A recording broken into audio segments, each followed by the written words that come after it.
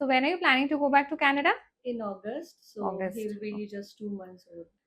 C what all precautions you need to take ते थोडं ऐकून घ्या माझ्याकडनं. तर सर्वात आधी ना, नाव she is just delivered normally. आता नॉर्मल डिलिव्हरी नंतर पण प्रेग्नन्सीचे हॉर्मोन्स अजून काही एकदम निगेटिव्ह नाही होणार आहे, बरोबर. सो प्रेग्नन्सीचे हॉर्मोन्सचा इफेक्ट अजूनही असणार आहे तिच्या बॉडीमध्ये.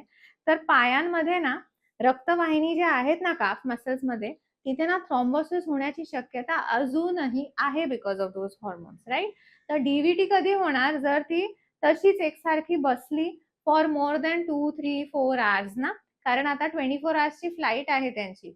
मग कसं त्यांना शक्य होईल, राईट. तर I have advise them to travel after 6 weeks. तोपर्यंत her hormones will actually turn towards. So avoid long hours of travelling, है ना. म्हणजे तुम्ही बसून एकत्र असं एवढे तास ट्रॅव्हल नाही करू शकत. Every 2 hours you make sure you stop the car, walk around and then come and sit again. Train असेल तर ट्रेनचा फायदा काय होतो ना, की यू विल ऑलवेज मोबाईल, तुम्ही नेहमी चालत असता. फ्लाईटचा पण तो एक प्रॉब्लेम आहे की तुम्हाला बसावंच लागतं त्या त्या खुर्चीवर. So make sure every 2 hours you getting up walking. आणि दुसरं म्हणजे best phase is to travel after between 2 months to 5 months, because baby is not dependent on external food.